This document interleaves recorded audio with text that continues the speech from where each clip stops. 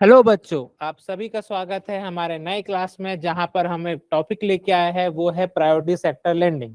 तो आज की क्लास में हम जानेंगे कि पीएसएल होता क्या है, कब लाया गया, इसके पीछे की हिस्ट्री क्या है और क्यों इतना इम्पोर्टेंट टॉपिक है हमारे आरबीआई के लिए। तो आगे हम जानते हैं कि पीएसएल होता क्या है। तो पहले समझते हैं कि हमारे देश में क्या है, कभी भी किसी भी सेक्टर को ग्रो करना है तो उसके लिए क्या की रिक्वायरमेंट है, क्रेडिट की रिक्वायरमेंट है। जब तक क्रेडिट या फिर कैपिटल नहीं मिलेगा तो वो सेक्टर उतना डेवलप नहीं होगा। हम सभी को पता है कि किसी भी जगह को डेवलप होने के लिए हमें पैसों की रिक्वायरमेंट है। अब चूंकि भारत बहुत बड़ा देश है और भारत में क्या है, अलग अलग सेक्टर होते हैं, चाहे प्राइमरी सेक्टर, सेकेंडरी सेक्टर और टर्सरी सेक्टर। इसके अलावा सरकार ने कुछ और भी सेक्टर बोले हैं कि वो देश की ग्रोथ के लिए, डेवलपमेंट के लिए जरूरी है। तो जिस प्रकार से हमारे देश में बिजनेसमैन या बड़े बड़े बिजनेसमैन को बैंक आसानी से लोन देती है, तो कहीं ऐसा ना हो जाए कि जो सबसे मोस्ट इम्पोर्टेंट सेक्टर है उसको बैंक पैसा देने से कहीं ना कहीं हिचकिचाए, जो देश की ग्रोथ के लिए क्या हो सकता है, नुकसान हो सकता है। इसके लिए भी आरबीआई ने क्या लाया, पीएसएल लाया, ताकि भारत के हर सभी सेक्टरों में हम बराबर से क्रेडिट पहुंचा सके, क्योंकि जितना क्रेडिट या फैसिलिटी पहुंचेगी उतना ही वो सेक्टर डेवलप्ड होगा और एंड ऑफ द डे हमारी देश भी क्या होगी, डेवलप्ड होगी। तो पहले समझते हैं पीएसएल। तो सीधी सी बात है कि हर देश में एक सेंट्रल बैंक होता है और हमारे देश के सेंट्रल बैंक का नाम क्या है, वो है आरबीआई। तो ये है रिजर्व बैंक ऑफ इंडिया, जो 1935 में बना था। इसका हेडक्वार्टर कहाँ पर मिलेगा आपको, मुंबई में। तो ये है आरबीआई, जो सभी बैंकों को तो रेगुलेट करता है और सरकार की जो स्कीम्स होती है, ये जो पॉलिसी होती है, वो भी बैंकों के थ्रू वो अप्लाई कराता है। और मेन मकसद है कि भारत के हर व्यक्ति तक, हर वर्ग तक और हर जगह तक बैंकिंग फैसिलिटी पहुंच पाए। इसके लिए भी पीएसएल लाया गया था। तो पीएसएल देखिए, अब ये मान लीजिए बैंक है। बैंक कैसे काम करता है कि जो डिपॉजिटर होते हैं वो क्या करते हैं, बैंक को पैसा देते हैं। तो डिपॉजिटर को वो 3 या 4% पे लोन प्रोवाइड करता है, और जो बिजनेसमैन है या व्यापारी है जिसको पैसे की नीड है, बैंक उन्हें 10 या 12% पे लोन प्रोवाइड करता है। अब बीच का जो मुनाफा कमाएगी वो क्या कहलाती है, बैंक। अब बैंक केवल एक ऐसी इंस्टीट्यूट है जिसका मकसद क्या होता है कि एक मीडियम प्रोवाइड करना, जो डिपॉजिटर से पैसा लेके जिनको थोड़ा ट्रस्ट हो सके और लेंडर को प्रोवाइड कराना, और बीच का परसेंटेज बैंक करती है अपना यूज। तो बैंक के पास कोई स्पेसिफिक पैसा होता है क्या, नहीं, वो केवल दूसरों का पैसा यूज करके किसी थर्ड पर्सन को देके अपना फायदा लेती है। अब आगे जाके हमने क्या देखा, धीरे धीरे कमर्शियल बैंक प्रॉफिट करने के लिए ज्यादा से ज्यादा इंटरेस्ट पे बड़े बड़े बिजनेसमैन या फिर कोई पर्सनल लोन हो गया, कार लोन हो गया, इस प्रकार से इन सेक्टर को लोन दे रहे थे ताकि वो इंटरेस्ट ज्यादा ज्यादा कमा सके। बट समझ में आया कि धीरे धीरे हमारे भारत में कोई केवल एक ही सेक्टर नहीं है जिसका डेवलपमेंट जरूरी है। जो हमारे भारत का जो सबसे बैकबोन सेक्टर है वो है हमारा एग्रीकल्चर, क्योंकि भारत क्या है, कृषि प्रधान देश है। तो एग्रीकल्चर सेक्टर में हमारा क्रेडिट फैसिलिटी होना बहुत जरूरी है। इसके लिए हमने आरआरबी बनाया, क्योंकि रूरल डेवलपमेंट भी करना है, नाबार्ड बनाया, और सरकार की बहुत सारी स्कीम्स होती है। एंड ऑफ द डे हमारा मकसद क्या होना चाहिए, एग्रीकल्चर सेक्टर को ज्यादा से ज्यादा ग्रोथ करना। बिकॉज एग्रीकल्चर सेक्टर क्या होती है, अनडिफाइंड या अनसर्टन होती है। यहाँ पर कितना फायदा होगा, कितना प्रोडक्शन होगा, हम किस पे डिपेंड होते हैं, नेचर पे। तो नेचर पे डिपेंड होने के कारण हमें ज्यादा से ज्यादा क्या करना पड़ता है, एग्रीकल्चर एक्टिविटी करनी पड़ती है। और एग्रीकल्चर एक्टिविटी करने के लिए कभी प्रॉफिट भी होता है और कभी लॉस भी होता है। तो जब प्रॉफिट हो रहा है तो किसानों के पास क्या होता है, पैसा मिल जाता है। बट यदि लॉस हो रहा है तो उनको जब दोबारा खेती करना है तो पैसे की कमी होगी, और पैसे की कमी होगी तो फिर वो अगली बार क्या करेंगे, क्रॉप्स या फार्मिंग कर नहीं पाएंगे। यदि क्रॉप से प्रोडक्शन नहीं करेंगे तो इसकी क्या हो जाएगी, कमी हो जाएगी। और देश में यदि फूड स्टोरेज की कमी होगी तो क्या होगा, हमें दूसरे कंट्री पे डिपेंड होना पड़ेगा, और दूसरे कंट्री पे डिपेंड करना पड़ेगा तो कहीं ना कहीं हमें फॉरेन करेंसी का भी क्या हो सकता है, नुकसान हो सकता है। तो एक बहुत बड़ा क्या होता है, साइकिल होता है। तो एग्रीकल्चर सेक्टर क्या है, देश की क्या है, इकोनॉमी है, और देश का क्या है, बैकबोन है। इसीलिए सरकार या जो आरबीआई इंस्टीट्यूट क्या करती है कि जितना ज्यादा हो सके इस सेक्टर को हमें अलग अलग तरीकों से कैपिटल प्रोवाइड करना है, ताकि किसानों के पास पैसे की कमी ना हो और हमारा क्रॉपिंग सिस्टम बराबर कंटिन्यूटी चलते रहे, और जिससे क्या होगा, देश में प्रोडक्शन ज्यादा होगा तो हम दूसरे देश पे डिपेंड नहीं रहेंगे, हमारा फॉरेन करेंसी तो बचेगा ही बचेगा, साथ में इसको एक्सपोर्ट करने से भी देश को क्या हो सकता है, फायदा हो सकता है। तो भारत में अलग अलग सेक्टर होते हैं। तो आरबीआई चाहता है कि जो ये बैंक है, ये जो बैंक है वो केवल किसी एक सेक्टर के पीछे डिपेंड ना हो जाए मुनाफा कमाने के लिए, अलग अलग सेक्टर को भी क्या है, लोन दे। जैसे मान लेते हैं ये हमारा एसबीआई बैंक है, ये पब्लिक सेक्टर बैंक है, इसको बनाया क्या है, लोगों के वेलफेयर के लिए बनाया गया कि ज्यादा से ज्यादा फायदा दे सके लोगों को। मान लीजिए ये प्राइवेट बैंक है, एचडीएफसी भारत का सबसे बड़ा प्राइवेट सेक्टर बैंक है। अब इसके पास दो व्यक्ति लोन लेने आते हैं, एक आता है 1 करोड़, कोई बिजनेसमैन मान लेते हैं मुकेश अंबानी जी आते हैं। अब उनको पता है कि मैं इनको यदि पर्सनल लोन है, बिजनेस लोन दूंगा तो करीबन 10 या 12% पे मैं लोन दूंगा, या कभी वो 8 या 9% पे लोन दूंगा। तो उनको पता है कि यदि मैं इनको 1 करोड़ 100 करोड़ ऐसे बहुत सारे लोन दूंगा तो मुझे ज्यादा प्रॉफिट होगा। तो यदि ऐसा ना हो कि जो बैंक के पास पैसा डिपॉजिट हो रहा है और कल के समय की पूरा का पूरा लोन एक ही सेक्टर में ग्रोथ हो रहा है, बिजनेस लोन, पर्सनल लोन, और किसी कारणवश ये दुकान धंधा बंद हो जाए तो पैसा वापस नहीं आएगा, तो ये भी क्या हो सकता है, नुकसान हो सकता है। बट इसके अलावा भी क्या होते हैं हमारे, मान लो एचडीएफसी बैंक में कोई एक फार्मर लोन लेने चले गया, या मान लो कोई एक छोटा बच्चा है जिसको क्या चाहिए, एजुकेशन के लिए लोन चाहिए, तो ये हमारे देश में क्या होते हैं, सबसे मेन इंपॉर्टेंट होते हैं। तो बैंक कहीं ना कहीं जब लोन देने की बात आई तो ऐसा ना हो कि पूरा ध्यान केवल इसी पे रहे, इनको भी थोड़ा बहुत प्रायोरिटी दे। इसीलिए क्या लाया गया है, प्रायोरिटी सेक्टर लैंडिंग। तो कहीं ना कहीं जब हम 2-3 लोन की बात करते हैं तो सबको बराबर प्रायोरिटी दिया जाए, किसी के साथ भेदभाव नहीं दिया जाए, क्योंकि सबका डेवलपमेंट होगा तभी तो क्या होगा, देश आगे बढ़ेगा। इसी के लिए आया गया था पीएसएल। तो PSL is lending to those sector of the economy which may not otherwise receive timely and adequate credit, जिसके हम बात कर रहे थे। This role is assigned by the RBI to the banks for providing a specified portion of the bank lending to few specific sector। तो कुछ सरकार ने या आरबीआई ने स्पेसिफिक सेक्टर बोले हैं, जिसके बारे में डिस्कस करेंगे कौन कौन से सेक्टर है और उनको क्या देगी बैंक, लोन प्रोवाइड करेगी। This is essentially meet for an all around development of the economy as opposed to focusing only on the financial sector। तो हमारा मेन सेक्टर, हमारा मेन प्रायोरिटी क्या होगा कि आरबीआई जिनको जिनको परमिशन देगा कि भैया आप एक काम करो, जितना ज्यादा हो सके इन अलग अलग सेक्टर को भी लोन देने के लिए प्रायोरिटी दो, कहीं पर भी इसकी कमी नहीं होनी चाहिए, नहीं तो इससे भी क्या हो सकता है, हमको नुकसान देखने मिल सकता है। देख लेते आगे। अब हिस्ट्री की बात करें तो मैंने बताया कि देखो 1947 में जब भारत आजाद हुआ तो सबसे बड़ी प्रॉब्लम थी हमारे भारत में खाने की कमी थी।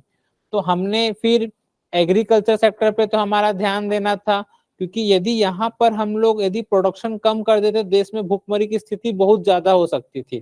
तो धीरे धीरे हमने इस पे ध्यान दिया। आगे जाके 1965 में सूखा भी पड़ गया था, तब लाल बहादुर शास्त्री जी ने नारा भी दिया था, जय जवान जय किसान। और उसके बाद धीरे धीरे आगे जाके 1969 में बैंकों का नेशनलाइज हुआ, तब जाके हमारे भारत में public sector bank, commercial bank दिखे। तो उससे पहले कोऑपरेटिव बैंक हुआ करते थे। अलग अलग तरीके से हम जितना हो सके रूरल डेवलपमेंट के लिए क्रेडिट पहुंचाने का ट्राई करते थे। अब इसी समय क्या हुआ, 1966-7 में हमारे देश में ग्रीन रिवॉल्यूशन देखने मिला। तो जब ग्रीन रिवॉल्यूशन देखने मिलेगा तो हमारे भारत के नॉर्थ इंडिया बेल्ट या कहीं कहीं पर साउथ इंडिया बेल्ट में व्हीट, राइस, इन सब की प्रोडक्शन बढ़ने लगी और इससे मोटिवेट होने लगे बाकी सब फार्मर्स। तो प्रोडक्शन करने के लिए हमें क्या चाहिए, इन्वेस्टमेंट चाहिए, तो इन्वेस्टमेंट करने के लिए हमें क्या चाहिए, क्रेडिट चाहिए। तो ये सरकार को भी लगा और आरबीआई को भी लगा। तो इसके बाद आरबीआई ने बोला कि चलो ठीक है, हम क्या करेंगे, एग्रीकल्चर सेक्टर या अलग अलग सेक्टर को क्या करेंगे, लोन प्रोवाइड करेंगे, क्योंकि ये इंपॉर्टेंट सेक्टर है। तो फिर पहले तो स्टार्टिंग में बोला गया कि जितने भी कमर्शियल बैंक है उनको हम 30-35% के आसपास लोन देने के बारे में बोलेंगे। फिर अलग अलग कमेटी बैठी, उसने फिर फाइनली बोला कि नहीं, इसको बढ़ाया जाए, बिकॉज इससे देश को क्या हो सकता है, बहुत ज्यादा फायदा हो सकता है। तो स्टार्टिंग में हमने केवल किस पे फोकस किया था, अपने कमर्शियल बैंक या सरकारी बैंक को ही बोला था, क्योंकि ये हमारे क्या थे, मोस्ट इम्पोर्टेंट थे। और उस समय सरकार जब नेशनलाइजेशन भी कर रही थी, तो ज्यादा हमारे देश में प्राइवेट सेक्टर बैंक भी नहीं थे। बट 1991 में एलपीजी रिफॉर्म आया, उसके बाद हमारे भारत में प्राइवेट सेक्टर बढ़ने लगे। तो फिर अलग अलग कमेटी के रिकमेंडेशन के बाद हमने बोला कि इनको भी क्या दिया जाए, पीएसएल के अंदर लाया जाए। तो आरबीआई आज के समय कमर्शियल बैंक, जिसमें public sector bank, private sector bank, foreign bank, RRB, small finance bank, और जिसको जिसको कैटेगरी करती है उनको भी क्या बोलेगी कि तुम पीएसएल दो। तो इसकी शुरुआत कहाँ से हुई थी, 1972 से हुई थी आरबीआई के द्वारा। तो हिस्ट्री क्या है कि the priority sector started gaining popularity in 1972 right after the National Credit Council plea that commercial banks should give more emphasis to the priority sector। तो यही बोल रहा है कि 1972 में बोला गया है कि कमेटी के बाद कि कमर्शियल बैंक को क्या करना चाहिए, इन प्रायोरिटी सेक्टर को लोन देना चाहिए। तो इनिशियली क्या था, 1974 में कमर्शियल बैंक क्या था कि 33.33% क्या करेगी, इनको लोन देने का काम करेगी, ताकि ज्यादा से ज्यादा इनको फायदा हो सके। बट आगे जाकर ये कमेटी सब लोग अंडरलाइन कर लेंगे, डॉक्टर के.एस. कृष्णस्वामी कमेटी। तो इस कमेटी की रिकमेंडेशन के बाद जो पीएसएल का टारगेट था वो कितना कर दिया गया, 40% कर दिया गया। तो जो अच्छी बात है, आगे समझेंगे कि क्यों इतना इंपॉर्टेंट है ये हमारे सेक्टर्स और कितने फायदे हो सकते हैं। ये जो सबसे लेटेस्ट कमेटी बनी थी 2012 में, एमवी नायर कमेटी, तो उस कमेटी के बाद क्या बोला गया है कि प्राइवेट सेक्टर को भी इंक्लूड किया गया। तो following the recommendation of Dr. K.S. Krishnaswamy committee, this target was later revised to 40% of the total credit given by the banking institution. The latest revision in private sector lending targets was made in 2012 by the MV Nair committee. तो यहाँ पर ये history है, 1972 में start हुआ, फिर RBI ने start किया, 1974 में बोला गया कि जितने भी कमर्शियल बैंक है उनको 33.33% दिया जाएगा। आगे जाके कमेटी बैठी, डॉक्टर के.एस. कृष्णस्वामी कमेटी, उसके बाद 40% की बात की गई। फिर आज जो लेटेस्ट कमेटी देखी 2012 में, वो थी एमवी नायर कमेटी। तो जहां बोला गया कि हम कितना देंगे, 40% देंगे। तो चाहे वो जितने भी डोमेस्टिक बैंक है, चाहे वो पब्लिक है या प्राइवेट है, उनको क्या देना पड़ेगा, आज की डेट में 40% देना पड़ेगा। तो ये हमारी क्या होती है, बैंक्स होती है। तो बैंक्स में लोन लेने के लिए ये किसान भी आएंगे जिनको सबसे ज्यादा क्रेडिट की रिक्वायरमेंट होती है, एजुकेशन के लिए आएंगे, हाउसिंग, क्योंकि ये भारत की क्या है, बैकबोन है। किसी भी देश में डेवलपमेंट तभी होगा जहां पर क्या मिलेंगे, अच्छे ह्यूमन रिसोर्स मिलेंगे। तो ह्यूमन रिसोर्स कहाँ से होगा, एजुकेशन से डेवलपमेंट होगा, हाउसिंग से मिलेगा, वेल्थ से मिलेगा। और वेल्थ के लिए क्या है, हमारा फूड सिक्योरिटी बहुत जरूरी है। जितना फूड सिक्योरिटी अच्छा होगा तो देश दूसरे पे डिपेंड नहीं होगा। आगे देखते हैं कि इसकी डेफिनेशन क्या दिया गया समय के हिसाब से। आरबीआई ने क्या बोला, in this direction unless the context otherwise requires the term here shall bear the meaning assign to them below, कि किनको किनको आर इनके अंदर कैटेगरी किया गया है पीएसएल के अंदर। तो एक होता है कोऑपरेटिव बैंक, तो सहकारी बैंक बोलते हैं, जहां पर आपको 3 कैटेगरी देखने मिलेगी। एक होता है सेंट्रल लेवल में, दूसरा होता है डिस्ट्रिक्ट लेवल में बोल सकते हो, और तीसरा होता है हमारा प्राइमरी क्रेडिट सोसाइटी होता है। तो इस कैटेगरी में होता है जहां पर रूरल कोऑपरेटिव बैंक और अर्बन कोऑपरेटिव, या इसको यूसीबी भी बोलते हैं। means a primary cooperative bank as defined under section 5 CCVV of the Banking Regulation Act 1949 read with section 56 of the act। तो मतलब पहले PSL में अपन ने पढ़ा ना कि पब्लिक सेक्टर बैंक था, प्राइवेट सेक्टर बैंक था, अब इसमें कोऑपरेटिव बैंक को भी लाना शुरू कर दिया। तो जो अर्बन कोऑपरेटिव बैंक है उसको आरबीआई ने जो एक्ट लाया है वो 1949 के तहत और सेक्शन 56 के तहत उसको भी क्या बोला गया कि तुम भी क्या दोगे, पीएसएल दोगे। तो आरबीआई में आपको क्या मिलेंगे, दो एक्ट मिलेंगे, एक होता है आरबीआई एक्ट 1934, तो दूसरा एक्ट मिलता है बैंकिंग रेगुलेशन एक्ट 1949। इसको शुरुआत में बैंकिंग कंपनीज एक्ट भी बोलते थे, बट इसका नाम क्या कर दिया, रेगुलेशन। तो आप समझ सकते हो कि आरबीआई जो अलग अलग संस्था को रेगुलेट करता है, इसके लिए क्या किया गया, रेगुलेशन एक्ट। तो इसमें अर्बन कोऑपरेटिव बैंक को जोड़ा गया है। उसके बाद क्या बोला गया है कि on lending means loan sanctions by banks to eligible intermediaries for onward lending for creation of priority sector assets. The average maturity of priority sector asset thus created by the eligible intermediaries should be co-terminized with maturity of the bank loan। कि bank जितना भी loan देगी तो उसमें क्या करना है, उससे क्या करना है, लैंडिंग देना है, और ताकि प्रायोरिटी सेक्टर को फायदा हो सके।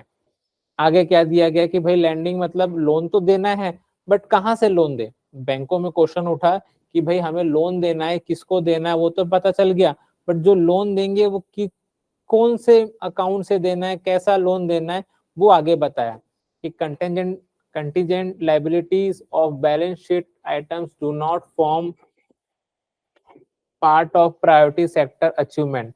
However, foreign banks with less than 20 branches have an option to recon the credit equivalent of balance sheet exposure। इसको याद करेंगे, credit equivalent of balance sheet exposure extended to borrowers for eligible priority sector activities for achievement of priority sector target subject to the condition of the CEOBE. Both priority sector and non-priority sector, excluding interbank exposure, should be added to the adjusted net bank credit (ANBC) in the denominator for computation of PSL target। अब सुनिए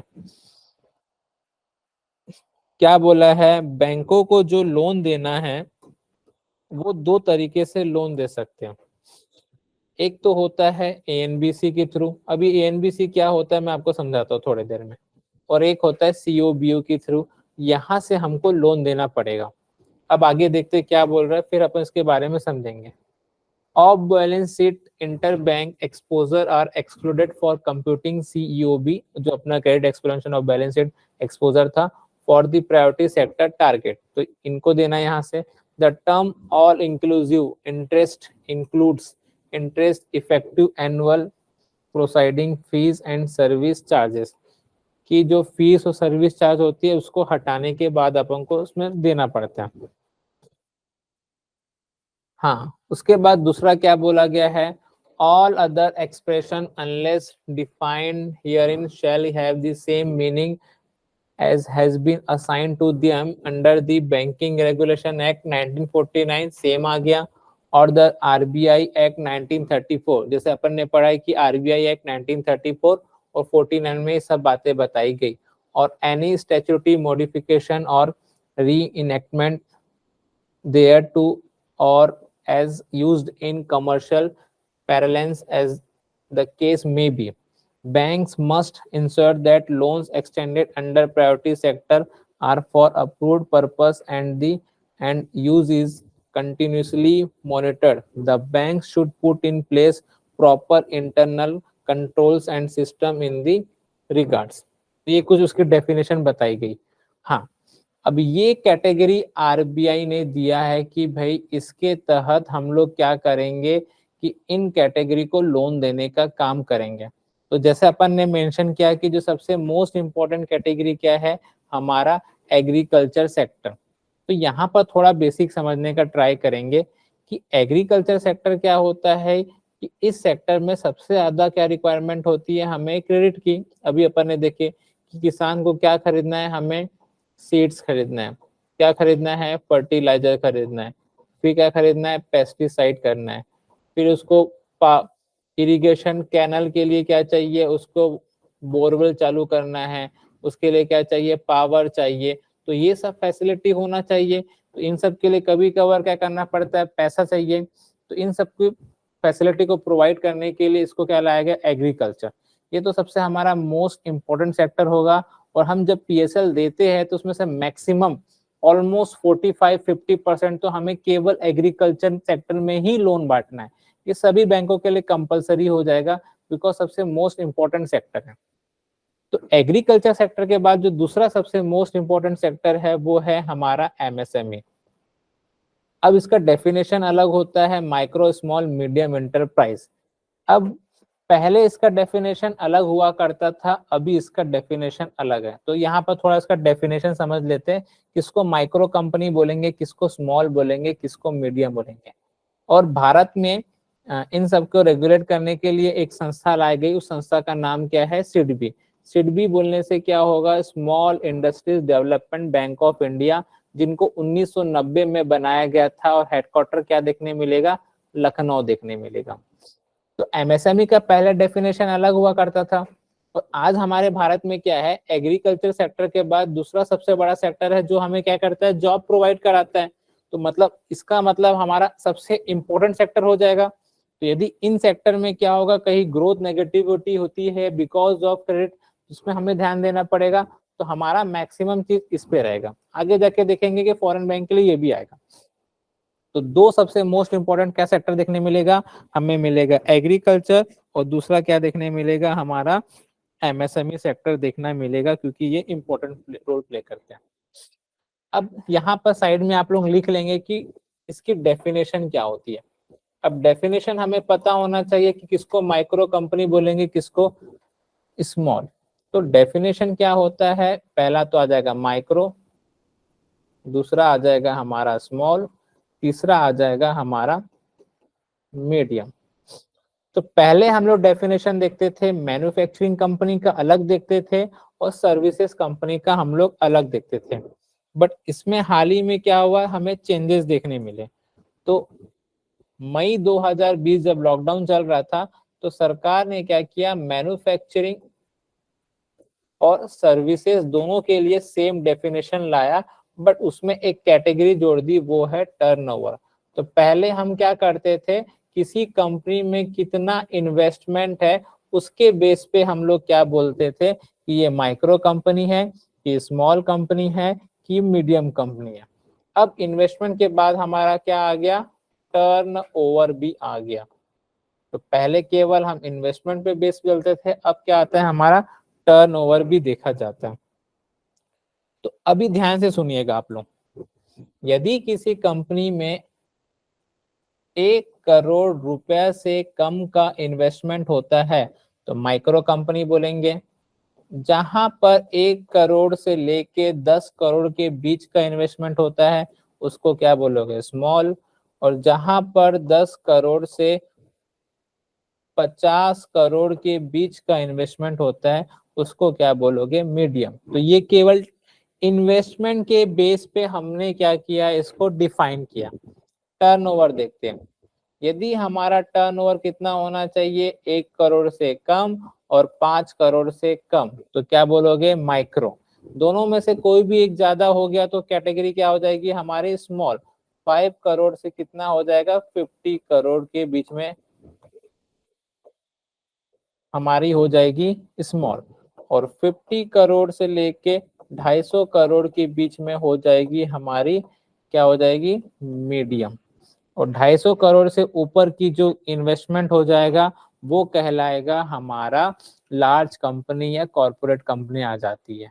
तो ये है definition. Definition के base पे क्या होगा, आगे जो आरबीआई समय समय पे रिवाइज करता है कि किसको कितना पीएसएल टारगेट देना है, वो हम समझेंगे। तो ये डेफिनेशन सब लोग नोट डाउन कर लेंगे या स्क्रीनशॉट ले लेंगे। और इसी के बेस पे क्या करती है सरकार, टैक्स में भी क्या करती है, बेनिफिट देती है। तो एग्रीकल्चर सेक्टर में तो हमें सबसे ज्यादा जॉब मिलती है, उसके बाद सबसे ज्यादा जॉब कहाँ मिलेगी, एमएसएमई सेक्टर। तो ये हमारी क्या है, दो सबसे ज्यादा इंपॉर्टेंट सेक्टर होता है, एक तो ग्रोथ करने के मामले में भी और एम्प्लॉयमेंट के मामले में। तीसरा, किसी भी देश के डेवलपमेंट के लिए सबसे बड़ी चीज क्या है, वो है फॉरेन करेंसी।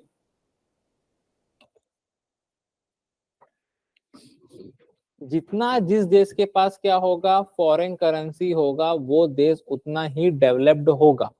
आज के समय में देखा जाए तो हमारा देश भी एक्सपोर्ट करने लग गया। पहले तो हम लोग इंपोर्ट करते थे, बट बहुत ही ज्यादा इंपोर्ट हो रहा था और एक्सपोर्ट क्या हो रहा था, हमारा कम हो रहा था। और उसकी वजह से हमें क्या नुकसान देखने मिला कि धीरे धीरे क्या हुआ, फॉरेन करेंसी की कमी हुई। और फॉरेन करेंसी की कमी होगी तो देश को तो नुकसान देखने मिलेगा ही मिलेगा। इसीलिए क्या बोला गया कि भाई अब समय आ गया कि एक्सपोर्ट को बढ़ावा दिया जाए। अब हमारे बगल में देखिए, चाइना, यूएसए, रशिया, सऊदी अरब, यूएई, ये जो कंट्री है वो किस पे डिपेंड है, वो है अपने एक्सपोर्ट। उनका एक्सपोर्ट ज्यादा होता है अलग अलग सेक्टर में, इसीलिए उनकी पास फॉरेन करेंसी ज्यादा है। और फॉरेन करेंसी ज्यादा होगा तो वो देश कितना डेवलप्ड है। आज दुनिया में सबसे बड़ा जो इकोनॉमी वाला कंट्री है वो कौन सा है, यूएसए है। सेकंड नंबर में आता है चाइना। चाइना की इकोनॉमी की बात करें तो ऑलमोस्ट हमको देखने मिलता है 18 ट्रिलियन डॉलर। और दुनिया की पांचवी सबसे बड़ी इकोनॉमी है वो है अपना इंडिया या भारत, जहां पर उसको देखने मिलता है अराउंड 3.5 ट्रिलियन डॉलर। तो अब मैं बात करता हूँ चाइना की। तो चाइना अपनी टोटल इकोनॉमी का 4 ट्रिलियन डॉलर केवल एक्सपोर्ट से कमाता है। तो जितनी हमारी इकोनॉमी नहीं है उतना चाइना क्या करता है, एक्सपोर्ट से कमाता है। तो जब वो एक्सपोर्ट से कमाएगा तो सीधी सी बात है कि उसका असर क्या होगा, उसकी इकोनॉमी में होगा।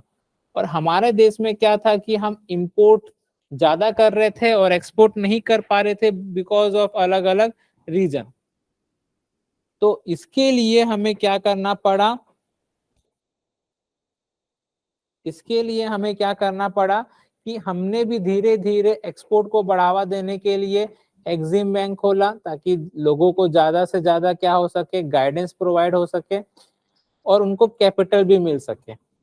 अब कहीं ना कहीं फॉरेन करेंसी इंपॉर्टेंट वैल्यू करता है, तो आज के समय भी क्या है, हम एक्सपोर्ट को बढ़ावा देने के लिए सरकार नए नए ऑप्शन ला रही है। जैसे सरकार ने मेक इन इंडिया लाया, स्टार्टअप इंडिया लाया। अब मेक इन इंडिया के तहत सरकार ने बोला कि हम ज्यादा से ज्यादा क्या करेंगे, आत्मनिर्भर भारत या फिर भारत में ही सामान बनाने का ट्राई करेंगे, ताकि हमारा एक्सपोर्ट क्या हो, बढ़ सके और इंपोर्ट कम हो सके। आज के डेट में हमारा जो टोटल ट्रेड होता है ओवरऑल, केवल मैं गुड्स की बात करूं ना कि सर्विस की, तो वो अराउंड 1000 बिलियन डॉलर तक पहुंच जाता है।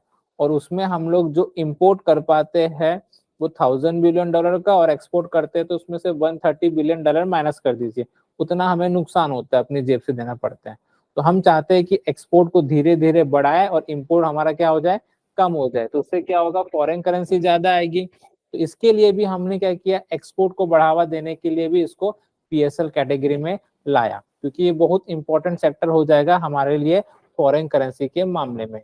क्योंकि सबको याद है कि 1991 में देश में पैसे की बहुत ही कमी हो गई थी, जिसके वजह से हमें क्या लाना पड़ा, एलपीजी रिफॉर्म लाना पड़ा, और केवल 15 दिन के लिए ही ऐसे फॉरेन करेंसी पैसे बचे थे। तो ये तीन सबसे हमारे इंपॉर्टेंट सेक्टर हो जाएंगे, एग्रीकल्चर, एमएसएमई और एक्सपोर्ट।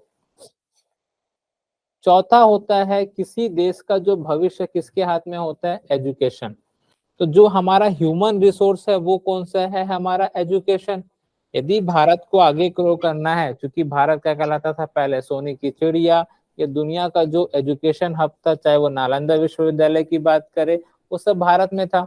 अब क्या हो रहा है कि एजुकेशन हमारे भारत में, ये वेस्टर्न कंट्रीज या फिर कहीं ना कहीं जो कंपटीशन के हिसाब से हम लोग फॉरेन के लोगों पे ज्यादा डिपेंड है।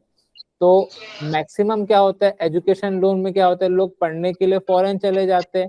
और यदि हमारे देश में एजुकेशन फॉरेन में होगा, तो और वो लोगों के पास जो एजुकेशन लोग हैं वो लोग फॉरेन में बसेंगे, तो हमारे देश को भी नुकसान हो सकता है। तो इसीलिए सरकार चाहती है कि लोग ज्यादा से ज्यादा एजुकेट हो और भारत में ही हो, और वो उनका जो ब्रेन है वो अपने भारत में यूटिलाइज हो जाए। तो हमारे भारत में पहले तो जो एजुकेशन था वो सरकारी मीडियम में था और धीरे धीरे अब प्राइवेट सेक्टर भी आने लगे। अब प्राइवेट सेक्टर आने लगे तो पैसों की रिक्वायरमेंट बढ़ने लगी। इसके लिए भारत में हर व्यक्ति आसानी से एजुकेशन मिल सके, इसके लिए सरकार क्या करती है, उसे ग्रेजुएशन के लिए भी लोन देती है और फॉरेन में एजुकेशन के लिए भी लोन प्रोवाइड करती है। यदि व्यक्ति अच्छा एजुकेट होगा तो वो अपना 100% क्या देगा, अपनी जॉब में देगा, और अपनी 100% देने से क्या होगा, देश की इकोनॉमी को भी क्या होगा, फायदा हो सकता है। और आपने सरकार की स्कीम सुनी होगी, सर्व शिक्षा अभियान या पढ़ेगा इंडिया तो बढ़ेगा इंडिया।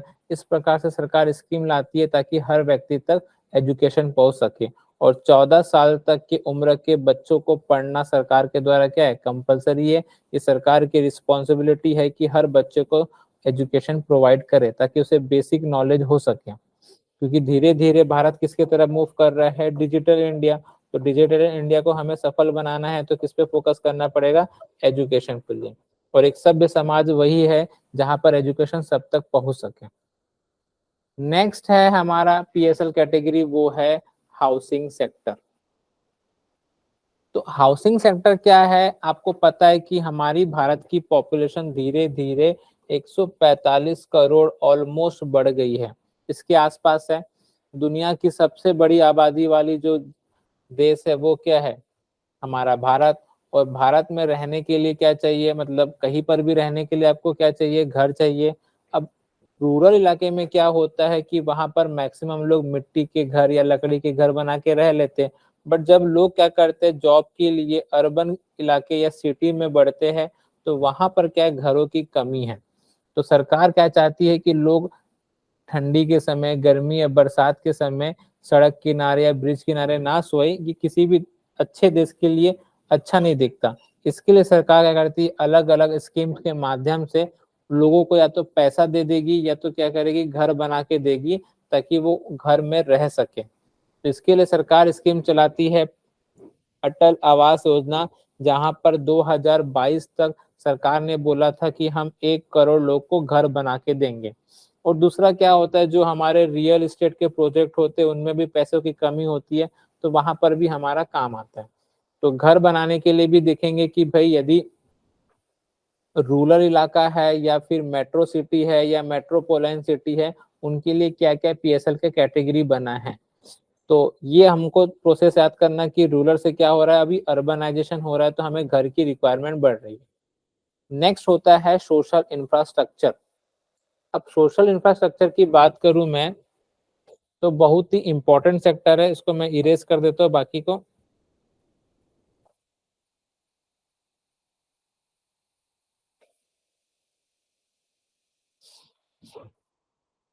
अब सोशल इंफ्रास्ट्रक्चर मतलब सामाजिक अवसंरचना, जहां पर हम क्या करते हैं कि किसी भी इलाके के डेवलपमेंट के लिए क्या क्या बेसिक नीड होनी चाहिए।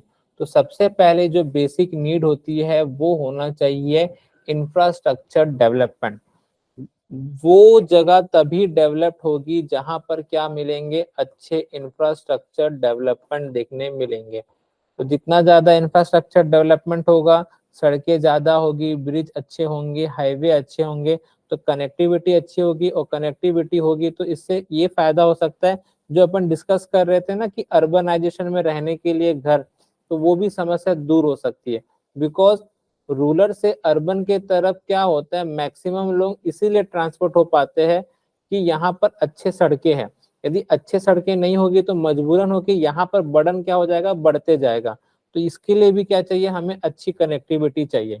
उसके अलावा क्या चाहिए, हमें अच्छे स्कूल्स चाहिए, अच्छे कॉलेजेस चाहिए, अच्छे हॉस्पिटल्स चाहिए, अनाथ आश्रम होते हैं, वृद्धाश्रम होते हैं, इन सब की भी क्या होती है, रिक्वायरमेंट होती है कि वाटर फैसिलिटी मिल रहा है कि नहीं मिल रहा है, वाटर टैंक, पावर कनेक्शन बराबर हो रहा है कि नहीं हो रहा है, गैस कनेक्शन बराबर हो रहा है कि नहीं आ रहा है। आजकल तो धीरे धीरे इंटरनेट आ गया तो वाईफाई की फैसिलिटी या इंटरनेट फैसिलिटी बराबर पहुंच रही है कि नहीं पहुंच रही है। आजकल जगह जगह कैमरा इंस्टॉल हो रहे हैं। तो धीरे धीरे कहीं ना कहीं सोशल इंफ्रास्ट्रक्चर होना बहुत ही जरूरी है अपने देश के डेवलपमेंट के लिए। तो इसके लिए भी इनको भी हमें क्या देना है, ध्यान रखना है, इनको भी लोन देना है। और दूसरा है जो भविष्य फ्यूचर का सेक्टर है वो कौन सा है, हमारा रिन्यूएबल एनर्जी। तो आजकल क्या होता है हमारे देश में, ये कहीं पर भी किसी को एनर्जी का जो सोर्स मिलेगा वो सबसे ज्यादा देखने मिलेगा क्रूड ऑयल, दूसरा क्या मिलेगा कोल, फिर क्या मिलेगा नेचुरल गैस। तो ये किसी किसी देश के पास है और उसके कारण क्या होता है हमें दूसरे देश पे डिपेंड होना पड़ता है एनर्जी के लिए। तो सरकार चाहती है कि हम जितना ज्यादा हो सके सोलर एनर्जी जनरेट कर सके, नेचुरल एनर्जी, जिसमें हमारी क्या हो जाएगी कॉस्ट कम हो जाएगी। उसके बाद हमारा क्या होना चाहिए विंड एनर्जी, जिसको पवन चक्की भी बोलते हैं, जहां से भी हम बिजली जनरेट कर सके। उसके अलावा आपने सुना होगा थर्मल एनर्जी जो जमीन से निकालते हैं, हाइड्रो इलेक्ट्रिसिटी एनर्जी होती है, उसके बाद न्यूक्लियर एनर्जी होती है जो अपन यूरेनियम से निकालते हैं।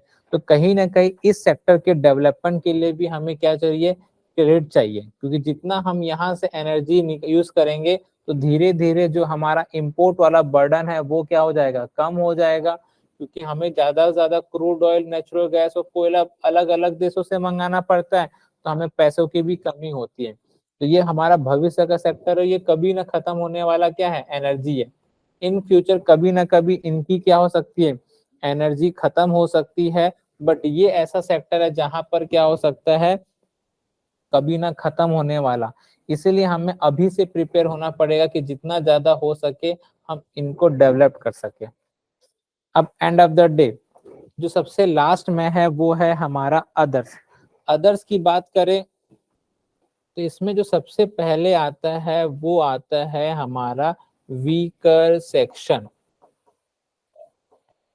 अब हमारे भारत में क्या होता है कि एक क्या तो आपको एक क्लास देखने मिलेगी कि वो रिच क्लास है, दूसरा क्लास देखने मिलेगा मिडिल क्लास होता है, एक होता है पुअर क्लास। इनके पास कैपिटल आराम से मिल पाता है, जिसकी वजह से क्या होता है कि ये अपना बिजनेस कंटिन्यू कर लेते हैं और इनमें कैपिटल की कमी देखने नहीं मिलती।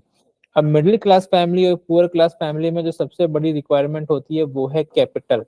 यदि कोई व्यक्ति बिजनेस करना चाहता है तो उसे क्या चाहिए, कैपिटल की रिक्वायरमेंट है। यदि कोई वुमन एंटरप्रेन्योरशिप है उसको कैपिटल की रिक्वायरमेंट है। तो ऐसे में सरकार क्या करती है, ज्यादा से ज्यादा इन तक कैपिटल पहुंचे ताकि इनकी भी जो कैटेगरी है वो धीरे धीरे इम्प्रूवमेंट हो सके और भारत के हर व्यक्ति तक पैसा पहुंचे। इसके लिए सरकार ने क्या स्कीम चलाया है, आपने सुना होगा प्रधानमंत्री मुद्रा योजना, कि जहां पर यदि किसी व्यक्ति को कोई बिजनेस स्टार्ट करना है तो उसे कैपिटल की कमी ना हो। दूसरा, लॉकडाउन के बाद सबसे बड़ा इफेक्ट देखने मिला हमारे भारत में अनऑर्गेनाइज सेक्टर में, जहां पर जो आप लोग ठेला वाले देखते होंगे, छोटा मोटा फेरी वाले देखते होंगे, उनके पास सेविंग खत्म हो गई, पैसे की कमी हो गई। इसके लिए सरकार ने क्या स्कीम चलाया था, स्वनिधि स्कीम चलाया था, जहां पर सरकार स्ट्रीट वेंडर्स को क्या की थी सरकार ने, पैसे दिए थे 10,000 रुपए तक का। अब ये प्रोग्रेस कब से हुआ कि 2017 में सरकार ने मेक इन इंडिया लाया था, उसके बाद 2015 में सरकार ने startup India, stand up India, ये सबको बढ़ावा दिया। इस कल्चर से बढ़ावा देने से क्या हो गया, कहीं ना कहीं हमारे देश में जो एक एंटरप्रेन्योरशिप की थी वो डिमांड हो गई। अब इनको तो आसानी से इनके पास जो एसेट थे वो जमा करके इनको लोन मिल जा रहे थे, बट जो सबसे बड़ा मुद्दा था कि इनके पास पहले से उतने कोई एसेट थे नहीं और इनको आसानी से लोन नहीं मिल पा रहे थे। अब जब तक हम इनका डेवलपमेंट नहीं करेंगे तो सीधी सी बात है कि हमारे देश में एक तो अनएम्प्लॉयमेंट की समस्या देखने मिलेगी और उसको हम कम नहीं कर पाएंगे। दूसरी हमारी सबसे बड़ी समस्या देखने मिलेगी पुअर्टी की। तो अनएम्प्लॉयमेंट और पॉवर्टी क्या होता है, एक प्रकार से साइकिल होता है कि मान लो यदि कोई इंसान गांव में खेती किसानी करता था बट किसी कारण से उसकी लैंड की समस्या प्रॉब्लम नहीं हुई और वो लैंड क्या हुआ धीरे धीरे अलग अलग भागों में डिवाइड हो गई, तब उसमें ज्यादा इन्वेस्टमेंट नहीं कर सकते थे। तो लोग क्या करते थे, रूरल इलाके से क्या आते थे, अर्बन इलाकों में आते थे। अब चूंकि क्रेडिट की कमी थी, पैसे की कमी थी, तो क्या होता है वो अनएम्प्लॉयमेंट हो जाता था, तो धीरे धीरे क्या होता था वो पॉवर्टी के साइकिल में फंस जाता था। और जब वो पॉवर्टी की साइकिल में फंसेगा तो वो सेम एक ऐसी स्थिति आएगी कि उसे लोन मिलना भी डिफिकल्ट हो जाएगा। तो फिर वो वापस क्या रहेगा, अनएम्प्लॉयमेंट रहेगा और उसकी फैमिली में भी क्या होगा, एक प्रकार की साइकिल देखने मिलती थी। तो इन सब समस्याओं को दूर करने के लिए क्या लाया गया था कि इनको भी हम क्या हो सके प्रायोरिटी दें, कि मतलब इनको कभी नहीं लगना चाहिए कि हमारे पास कोई भी बिजनेस करने के लिए, कोई भी स्टार्टअप करने के लिए पैसे नहीं है। तो जितने भी हमारे क्या होते हैं वीकर सेक्शन होते हैं, जो हमारी मेन स्ट्रीम, जो हमारी क्या होती है लाइमलाइट में आसानी से नहीं आ पाते, जो पिछड़े हुए, तो सरकार उनको भी फोकस करना चाहती है ताकि भारत में किसी भी व्यक्ति को पैसे की रिक्वायरमेंट कभी ना हो। इसके लिए हमने क्या किया कि जैसे जो खासकर वुमन है, क्योंकि वुमन एम्पावरमेंट बहुत जरूरी है, देश तभी आगे बढ़ेगा जब वुमन को क्या दिया जाए, एम्प्लॉयड किया जाए, एजुकेट किया जाए। क्योंकि कहा जाता है कि यदि आदमी पढ़ता है तो वो अपना डेवलपमेंट करेगा, बट यदि वुमेन पढ़ती है तो वो अपने पहले के परिवार का और आने वाले फ्यूचर का तो डेवलपमेंट करेगी करेगी, अपना भी डेवलपमेंट करेगी। तो यहाँ से वुमेन एंटरप्रेन्योरशिप की भी क्या होगा, मोटिवेशन मिलेगा। इसी के लिए तो लाया गया था स्टैंड अप इंडिया, खासकर जो ST SC वर्ग है या वुमन वर्ग है, उनको आसानी से हम लोग क्या करा सके, लोन प्रोवाइड करा सके। तो इनको हमें लोन देना था। साथ में जो ST SC सेक्शन है, जो पिछड़ा हुआ सेक्शन है, क्योंकि इसी को डेवलपमेंट होगा तो सबका क्या होगा, इक्वलिटी आएगी देश में। और एक देश का सपना भी है कि भारत क्या हो, इक्वलिटी हो, सब लोग क्या रहे, बराबर रहे। या फिर इसके अलावा जो हैंडीकैप्ड लोग हैं या फिर सीनियर सिटीजन आते हैं हमारे, उनको दिया जाए। उसके अलावा और भी जो हमारे सेक्शन होते हैं, जैसे आप लोग सुने होंगे कि अनाथ आश्रम में विधवा लोग रहते हैं ना, तो इन सबको भी क्या दिया जाएगा, जो वीकर सेक्शन में अपनी कैटेगरी होती है, उनको भी आसानी से लोन मिल सके, ताकि वो लोग क्या कर सके, स्टार्टअप खोल सके या फिर कोई प्रकार से इन्वेस्टमेंट कर सके। तो ये हमारे जान लिया कि आर्ट सेक्टर क्यों इतने इम्पोर्टेंट है हमारे देश के ग्रोथ के लिए। अब RBI ने क्या डिसीजन लिया, इनको लोन कितना कितना देना है वो समझते हैं। तो कुछ टारगेट रखा गया है, बैंकों को बोला गया द टारगेट एंड सब targets, targets and sub targets set under priority sector lending to be computed on the basis of, ये ध्यान दीजिए, ANBC और CEOB as applicable as on the corresponding date of the preceding year as under। Okay, तो अब इसने बताया कि आप बैंकों को लोन देना है तो इसके बेस पे आप लोन देंगे। अब ये RBI ने क्या दिया है, पूरा एक टेबल बना के दे दिया है कि किसको किस सेक्टर में कितना लोन देना है। तो ये मुझे लग रहा है कि आपको सबको दिख रहा होगा, ये विजिबल होगा अच्छे से। तो ये टेबल है, इसको समझना है कि किस सेक्टर को कितना लोन दिया गया है। बट पहले उसको समझने से पहले हम समझते हैं कि ये आखिर ANBC क्या होता है और CEOB क्या होता है। फिर इस टेबल को हम क्या करेंगे, सेकंड पार्ट में अच्छे से समझेंगे। तो आज RBI क्या बोला है कि चाहे वो डोमेस्टिक कमर्शियल बैंक हो, यहाँ लिखा है excluding RRB and small finance bank. ये स्मॉल फाइनेंस बैंक और RRB के लिए अलग से क्या दे दिया है, सेक्शन दे दिया है। उन्हें 40% नहीं देना पड़ता, उन्हें 75 देना पड़ता है। तो हर बैंकों को क्या बोला गया है, ANBC हो या COB हो, उनको अपने लोन क्रेडिट का क्या देना पड़ेगा, 40% देना पड़ेगा। अब समझते हैं। हाँ, यहाँ देखिए, तो ये लिखा है एडजस्टेड नेट बैंक क्रेडिट। इसका मतलब क्या होता है कि जो बैंक के पास क्या होता है, अपना ऑपरेशन खर्च करने के अलावा जो भी उसने ऑपरेशन के लिए खर्च होता है, एम्प्लॉय के लिए हायर करना, उनको सैलरी देना, मार्केटिंग करना, इन सब के अलावा जो पैसा बच जाता है वो क्या करता है, वो तो उससे या तो लोन में दे देगा या तो उसे क्या करेगा, वो इन्वेस्टमेंट कर देगा।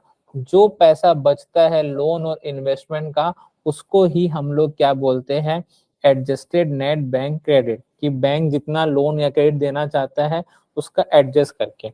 बट यहाँ ध्यान दीजिए, इसमें साफ आगे बोला गया है कि जो बैंक इन्वेस्टमेंट करती है SLR बॉन्ड में, उसको अलग रखा जाएगा, उसको काउंट हम लोग नहीं करेंगे। अब बोलोगे सर ये SLR बैंड बॉन्ड क्या होता है, तो थोड़ा सा समझेंगे। अब SLR बॉन्ड ऐसा है कि RBI होता है, बैंकों में पैसों की समस्याओं को दूर करने के लिए क्या करता है, एक CRR मतलब कुछ पैसा RBI के पास जमा करने बोलता है और कुछ पैसा अपने पास जमा करने बोलता है, एज ए गोल्ड, कैश और गवर्नमेंट सिक्योरिटी। तो RBI हर 2 महीने में बताता है कि जितने भी कमर्शियल बैंक है उनको अपने पास कुछ ना कुछ पैसा या तो गोल्ड में या तो कैश में या तो गवर्नमेंट सिक्योरिटी में रखना पड़ता है। उसी को क्या बोलोगे, SLR, स्टैट्यूटरी लिक्विडिटी रेशियो। तो मान लो कोई बैंक है SBI, उसने अपने पैसे का 20% SLR में क्या किया, इसको रिजर्व करके रखा है, तो इसको अपन लोन और इन्वेस्टमेंट में नहीं मानेंगे, इसके अलावा जो चीज है उसको अपन मानेंगे। तो जो लोन देना चाहती है या इन्वेस्टमेंट करना चाहती है, उसका जो पैसा बचेगा उसको क्या बोलोगे, एडजस्टेड नेट बैंक क्रेडिट। ठीक है, तो पहला वर्ड समझ में आया कि बैंकों का जो ANBC होगा उसमें से अपन को 40% या फिर 75% या जो अलग अलग कैटेगरी है, 8 कैटेगरी, उसको देंगे। नेक्स्ट, अब यहां ध्यान दीजिएगा, credit equivalent of balance sheet exposure, ये क्या बोल रहा है, बैंक के पास कुछ क्या होते हैं, एसेट्स होते हैं बैंक के, और कुछ होते हैं उनके पास लाइबिलिटी। ठीक है, इनके अलावा जो पैसा होता है उसी को आसान भाषा में क्या बोलेंगे, CEOBE। जैसे कभी कभार आपने टर्म सुना होगा कि बैंक कोई गारंटी ले लेती है या बैंक कोई पेपर रिसीव कर लेती है जिसको बैंक रिसीव बोलते हैं, है ना, वो सब भी अपन इसमें काउंट करते हैं। तो जो लाइबिलिटी मतलब क्या होता है पहले समझेंगे। तो दो वर्ड आपको देखने मिलेंगे, एक होता है एसेट और एक होता है हमारा लाइबिलिटी। तो किसको एसेट और किसको लाइबिलिटी बोलेंगे, जैसे मान लीजिए राम राम के पास क्या है, 10 लाख रुपए है। तो 10 लाख रुपए उसने क्या कर दिया, SBI बैंक में जमा कर दिया डिपॉजिट के रूप में, उनको 3 या 4% का लोन मिल जाएगा। अब यहाँ पर SBI की जिम्मेदारी है ना, वापस राम को कितने देने हैं, 10 लाख, और उसका 4% के हिसाब से जो भी बनेगा 40,000, 4 लाख जो भी बनेगा, तो वो क्या है, उसका लाइबिलिटी हो जाएगा कि मुझे राम को वापस 10 लाख देने हैं। अब मान लो SBI ने क्या कर दिया, इस 10 लाख को क्या कर दिया, किसी बिजनेसमैन को दे दिया, अंबानी जी को दे दिया, कितने पे, 10% पे। एक साल के लिए कितना हो जाएगा, 1 लाख। तो अंबानी क्या करेगा, उसे कितना देगा SBI को एक साल के बाद, 11 लाख। अब इस 11 लाख में से क्या हो जाएगा, वो 10 लाख तो क्या हो जाएगा उसका लाइबिलिटी, और 1 लाख क्या हो जाएगा उसको प्रॉफिट। तो जो 1 लाख बचेगा वो क्या कहलाएगा, बैंक का एसेट कहलाएगा। इस प्रकार से अपन क्या करते हैं, एसेट और लाइबिलिटी निकालते हैं। तो इन सब के अलावा जो पैसा बचता है वो क्या कहलाएगा, हमारा CEOB होता है, जो हमारे बैलेंस शीट में दिखता है कि भाई कितना पैसा हमारा क्या हुआ, डेबिट है, और कितना पैसा क्रेडिट हुआ है, उसके पास जो पैसा बचता है वो सब हम इसमें काउंट करते हैं। तो मुझे उम्मीद है कि ये दो वर्ड आपको अच्छे से समझ में आए होंगे, ताकि कल जो हम जानेंगे नेक्स्ट क्लास में कि भाई कि आखिर किस सेक्टर को कितना परसेंट देना गया है, वो आपको क्लियर हो जाएगा। क्योंकि आज की क्लास में केवल हमने ये जाना कि ये PSL लाया क्यों गया था, इतना इम्पोर्टेंट क्यों है, और RBI ने कब लाया, और अपने कौन से पैसे को हमें PSL कैटेगरी में देना है, वो हमने देखा। तो एक बार अपन रिवाइज कर लेते हैं कि अपन ने PSL में क्या क्या देखा था। पहली बात तो भारत में क्या होता है, सेंट्रल बैंक होता है, वो है अपना RBI, वो डिसाइड करता है कितना है कितना नहीं देना। तो PSL का अपन ने डेफिनेशन देख लिया था, क्यों इतना इंपॉर्टेंट है, क्यों लाया गया, उसके पीछे की कहानी थी। तो वो 1972 में स्टार्ट हुआ, शुरुआत में 33.33% देने की बात की गई। फिर डॉक्टर KS कृष्णस्वामी कमेटी बैठी जिसमें से क्या बोला गया है, 40% देने की बात की गई। आगे जाके NV नायर में प्राइवेट सेक्टर बैंक को भी जोड़ा गया। तो अपने पास क्या है, ये सरकार ने बताया कि आगे जाके हमने अर्बन कोऑपरेटिव बैंक को भी ऐड कर दिया, और भी फिर बताया कि ANBC और COB को भी उसमें से देना होता है। फिर इस समय बताया सबको देना है पैसा, फिर इसके लिए कौन सा एक्ट लाया गया, कौन सा नहीं लाया गया। हाँ, उसके बाद हमको याद करना है कि इन 8 सेक्टर, तो इन 8 सेक्टर को हम याद कर सकते हैं। एग्रीकल्चर सर, कि भाई सबसे ज्यादा जॉब देने वाला सेक्टर कौन सा है, एग्रीकल्चर। सेकंड नंबर पे सबसे ज्यादा जॉब देने वाला कौन सा, MSME। एक्सपोर्ट जितना होगा उतना क्या मिलेगा, फॉरेन करेंसी। जितना देश में एजुकेशन होगा उतना ह्यूमन रिसोर्स बढ़ेगा, उतना जो ब्रेन है, अपना एजुकेट ब्रेन है, वो भारत में रहेगा तो देश की इकोनॉमी में यूजफुल होगा। हाउसिंग, रहने के लिए जो समस्या हो रही है। नेक्स्ट है सोशल इंफ्रास्ट्रक्चर, सड़क बनाना है, स्कूल कॉलेज बनाना है। भविष्य का जो एनर्जी है वो किस पे है, रिन्यूएबल एनर्जी हो गया। और जो अदर्स होते हैं, जो वीकर सेक्शन, जो पुअर फैमिली में बिलोंग करेंगे, मिडिल क्लास फैमिली, जिनको बिजनेस करने के लिए पैसे चाहिए, चाहे वुमेन हो, ST SC हो, या फिर अलग अलग लोग। तो ये क्या बोला गया, इनको 8 सेक्टर है। तो इन 8 सेक्टर को अच्छे से याद कर लेंगे। इसका ट्रिक अपन बना सकते हैं कि सीमा